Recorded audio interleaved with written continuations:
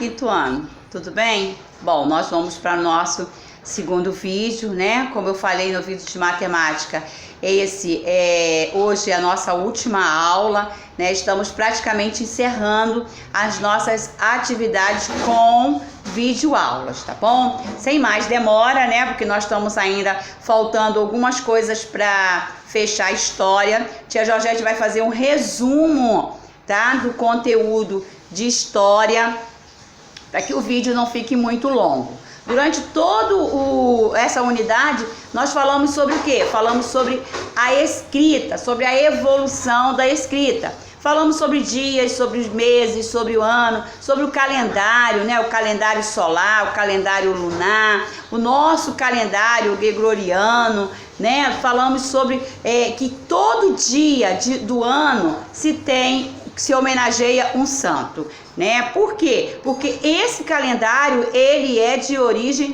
católica. Bom, na página 217, nós vamos continuar com o texto aí, a marcação do tempo nas civilizações americanas, tá? Na americana. Antes da chegada dos europeus ao continente americano, já havia muitas civilizações habitando todo o continente. Elas também desenvolveram formas de marcar o tempo, assim como calendários. Os maias, um dos povos que habitavam a América Central, possuíam 2 calendários, um para a vida religiosa e um outro, sabe para quê? Para a agricultura. Então eles tinham 2 calendários, eles marcavam o tempo de 2 maneiras, tá? Uma, a base da religião, se baseando pela religião, e o outro se baseando pela agricultura. O calendário religioso era chamado Tozoquim, possuía 260 dias, divididos em 13 meses, um mês a mais do que o nosso, de 20 dias. Em compensação, nós temos 30 a 31 dias, o deles só tinham 20, tá? Era orientado pelos círculos de quê? Da lua, pois os maias acreditavam que serviam para orientar as fases da vida dos seres humanos. Então eles se baseavam pela lua, achavam que era a lua que orientava os seres humanos. Já o calendário agrícola, olha só, estava ligado ao plantio e à colheita. Sua base era solar, era a lua, tá? O religioso era a lua. Já o agrícola, né? O calendário agrícola relacionado à agricultura já era, tá? O sol. Ou seja, tinha o mesmo princípio de muitos outros, em que a Terra completava quantos? 365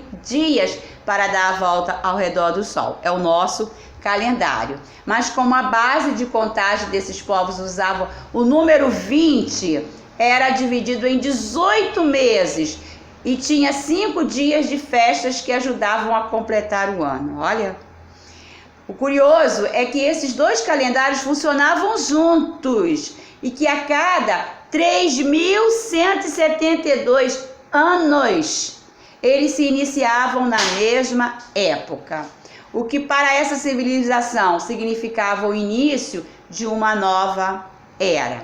Bom, que eu quero que vocês assinalem aí é esse último parágrafo, tá? Na América, o que inclui os povos indígenas do Brasil, a marcação do tempo estava muito ligado aos fenômenos da natureza.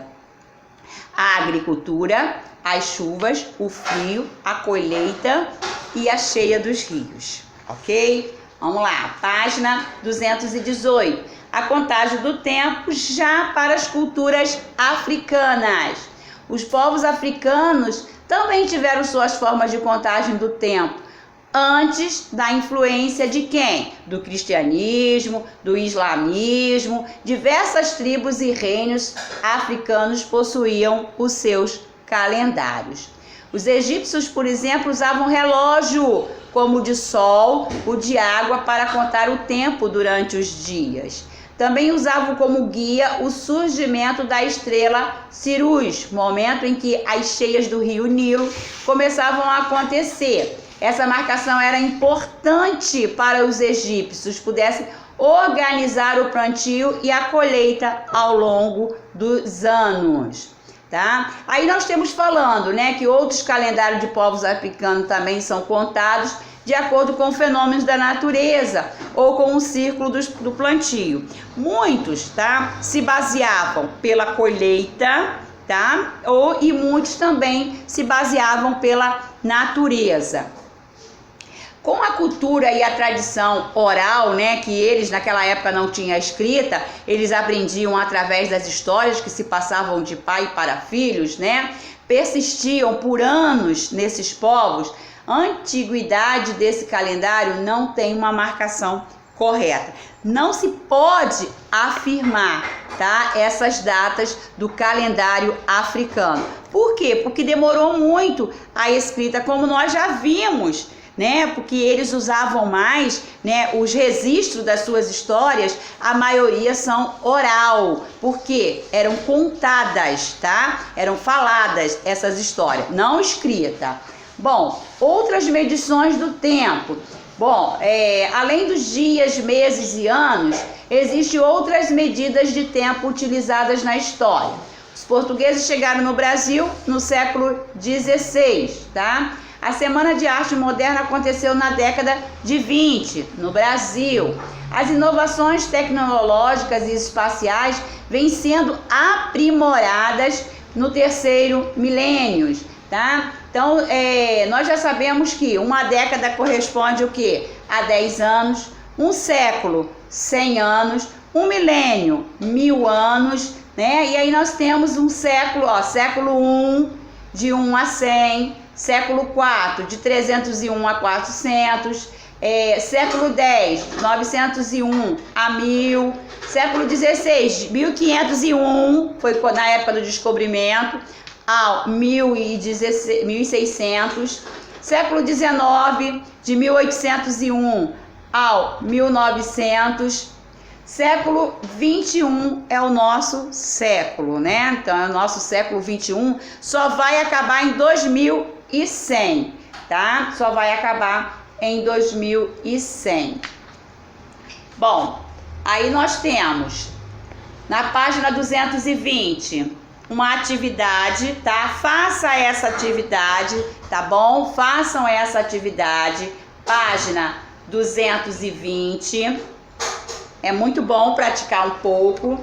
E finalizando aí o nosso conteúdo, nós vamos falar de um assunto que nós já conhecemos, tá? Que é a pichação e o vandalismo. Ou eles acham que você tá pichando, você tá expressando algo, né? Nós sabemos que, né, o grafite é uma arte, mas a pichação, ela é um vandalismo, ela não é uma forma de se expressar, né? Porque você pode ser até preso se você for pego pichando o muro de uma casa de uma pessoa, pichando, né, as paredes de uma loja, de uma casa. Isso aí é maneira de se expressar. Você está aborrecido com alguma coisa, com o governo, você está aborrecido com a educação, com a saúde, aí você vai lá no muro de uma pessoa que não tem nada a ver com isso e você vai fazer uma pichação. Você acha que isso é uma forma de se expressar? Então o livro está falando aí, antigamente as pessoas elas desenhavam, né? Nós sabemos que muita coisa da nossa história foi através das figuras, dos desenhos feitos aonde? Nos muros das cavernas. Mas isso aí, eles queriam realmente expressar, né? Lembra aí a Era do Gelo, do mamute, né? Quando ele viu lá a figura de um outro mamute, ele lembrou que ele tem uma família. Foi uma forma de expressão. Há uma diferença muito grande. Pichação também é uma forma de expressão? É uma pergunta. Ou é um vandalismo? Uma outra pergunta. Primeiramente, pichação, tá? Com CH significa qualquer rabisco feito em propriedade sem autorização. Por isso, a pichação com CH é um crime, tá? A lei, ela diz que pichação é um crime que prevê pena de 3 meses a 1 ano de prisão e mais uma multinha aí que tem que pagar, tá? Se for um monumento ou um imóvel, a pena mínima sobe para 6 meses, né? Se for no museu, for algo aí, um patrimônio, se for no museu, no local, né, que é um patrimônio histórico, essa pena sobe. E a pichação com X, tá? Essa pichação aqui é um vandalismo, é pichação com CH. Pichação com X, ela já é uma arte. Em São Paulo, há mais de 30 anos, os pichadores com X afirmam, eles, tá? Afirmam que o que fazem é uma expressão cultural da cidade, um reflexo de uma sociedade invisível da periferia, convivendo com o espaço urbano, carros, violência. Então você vai andando na rua, aí você vê aquelas frases todinha lá na rua, né? Que você consegue ler nos muros, né? Falando, justiça para fulano de tal que morreu com uma bala perdida. Isso aí, eles consideram isso uma pichação com X. Eles estão reivindicando alguma coisa. Mas nós sabemos que a história, tá? Que a pichação, ela serviu para criticar certos tipos de momentos violentos e trágicos, como a ditadura, ou críticas à Guerra Fria expressa no Muro de Berlim. A pichação agiu como forma de expressão de uma população marginalizada que não tinha como expressar diante de situações ameaçadoras. Eles não tinham como, né, correr atrás, e eles acharam a melhor forma de quê? De escrever nos muros, tá? Em São Paulo foi criada uma faxina realizada pela prefeitura no ano passado, tá? Com o slogan de quê? De cidade limpa. Gente, mesmo que você esteja reivindicando algo, mas se você for para um muro da cidade, para um muro de um bairro, escrever várias coisas reivindicando, você vai ver que a sua cidade vai ficar suja, vai ficar feia, né? Eu acredito que existem outras formas da gente reivindicar os nossos direitos.